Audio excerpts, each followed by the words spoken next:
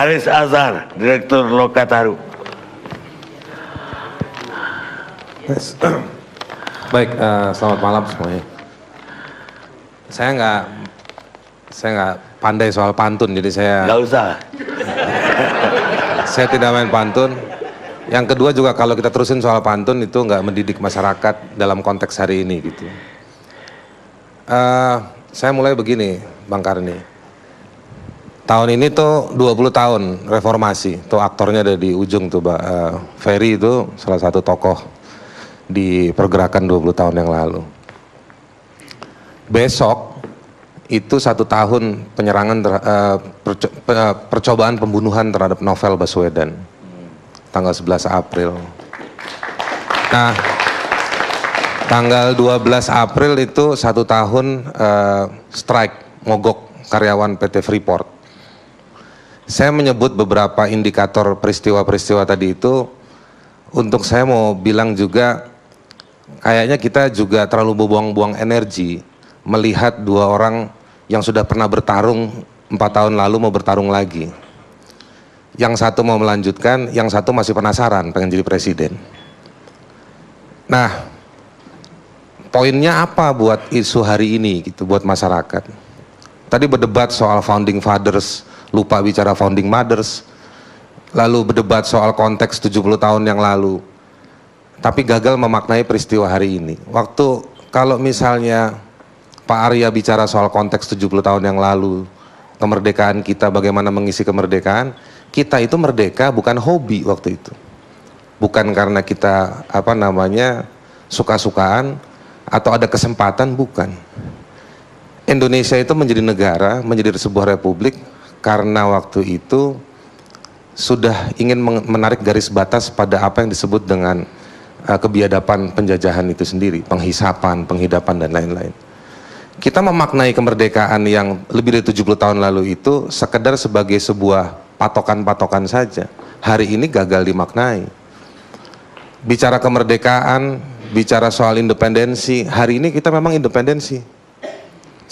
Mungkin saya tidak mau masuk ke apa yang disebut sama Pak Prabowo ya. Tapi tadi saya menyebut ada peristiwa novel saja gagal diselesaikan. Ada intervensi asing, nggak ada. Jadi nggak usah sibuk-sibuk pakai buku yang tebal tuh Pak Fadlizon.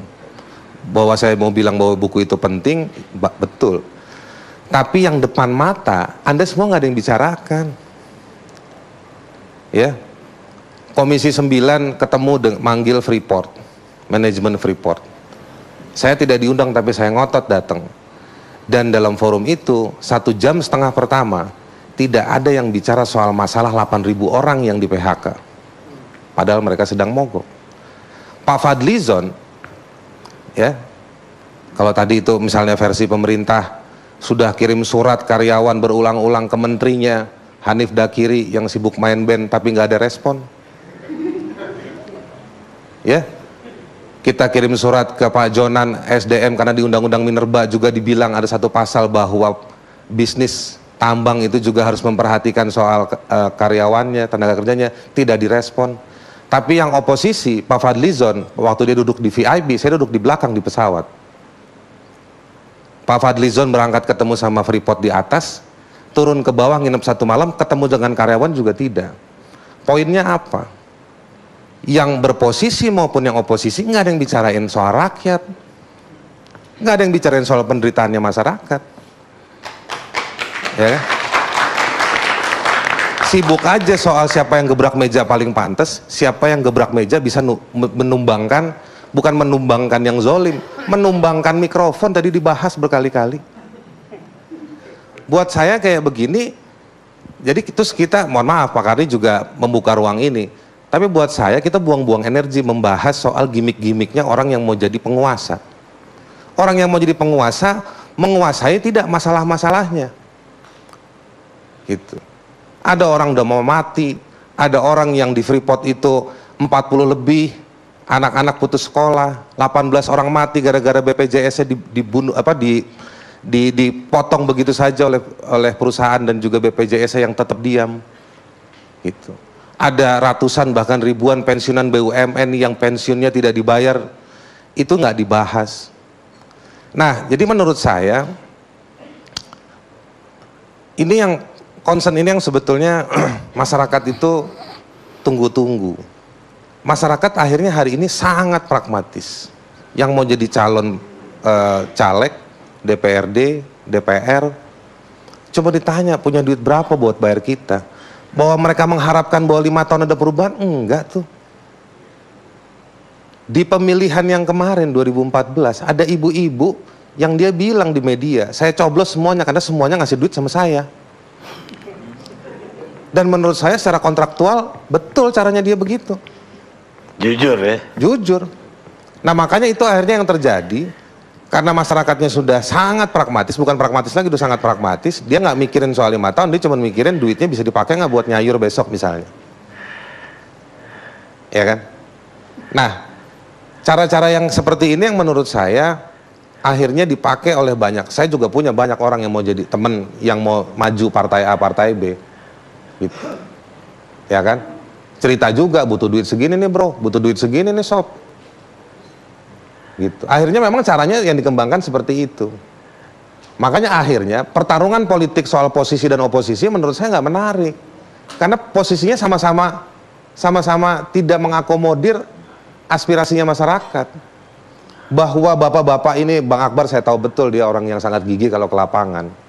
Tapi temuan-temuan Bang Akbar itu habis di RDPU. Koreksi saya Bang kalau saya salah. Siapa yang mengawal perubahan tindakan, perubahan kebijakan di level kementerian, level institusi, komisi-komisi negara? Semua ngeklik, mau masuk komisi negara A, berteman dapat dukungan dari ini, fotonya ini dipajang, nanti rame, ngelobi ke DPR supaya ini bisa masuk dan lain-lain. Jadi akhirnya sibuk, komunitas politik ini sibuk dengan bagaimana cara ngongkosin dirinya dan mengongkosi praktek kerjanya mereka. Yang dalam ongkos praktek kerja mereka itu misalnya mengambil isu A supaya tetap populis, mengambil isu B supaya tetap dapat perhatian dari ini, ambil posisi ini supaya nggak ngeganggu presiden atau kantor-kantor di sekitar presiden yang ada 3 itu, Seknek, Seskap maupun KSP. Jadi menurut saya sudah sangat memuakkan kebohongan-kebohongan yang ada di level negara.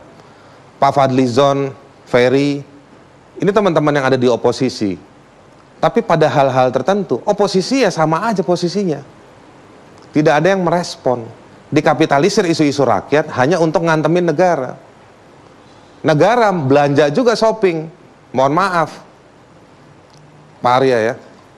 Semua teori Anda baik. Tapi kalau ujungnya presiden cuma naik motor dari sana ke sini dan lain-lain, ada orang yang lagi menderita. Sebentar. Ada orang yang lagi menderita, sedih ngeliat presidennya kayak begitu. Pendukungnya Jokowi senang. Lihat tuh presiden gue. Ya kan? Cuman butuh 2 rodanya bisa digas. Kalau Prabowo butuh kaki 4 kuda. Misalnya kayak gitu. Tapi masalah kita, mereka nuntut bagaimana merespon. Saya suka kadang-kadang nasihatin mereka. Saya kadang-kadang sebenarnya jadi Jokower juga. Udahlah nggak usah. Presiden nggak ngebeli. Nggak perhatiin isu kalian. Kalau kalian loncat dari lantai paling atas Monas, baru mungkin dilihat. Ada ibu-ibu yang demonstrasi tiap hari Kamis depan istana. Itu nggak pernah dijambangi. Ya kan? Tapi begitu yang namanya Rizik Sihab bawa ribuan orang, baru datang presiden. Apakah orang yang menderita harus bawa ribuan orang? Saya bicara seperti ini, saya tahu hak asasi manusia makin tidak populis di para politisi. Tapi kalau mau ngomongin yang satu berdebat bahwa cinta Indonesia dengan cara mengkritik, yang satu lagi bilang bahwa kita butuh persatuan Indonesia, kita sebagai negara butuh konstitusi. Inggris tidak punya konstitusi tertulis, tapi Inggris mengakui bahwa dia punya nilai-nilai konstitusi yang dipakai bernegara. Kalau kita butuh konstitusi, coba Anda lihat lagi konstitusi. Semua politisi bicara konstitusi, itu bicara soal power sharing, power distribution. Tapi tidak ada orang yang baca konstitusi, setengah isi konstitusi itu isinya hak asasi manusia. Tapi ketika pasal-pasal dalam konstitusi diinjak-injak, nggak ada yang mau bela.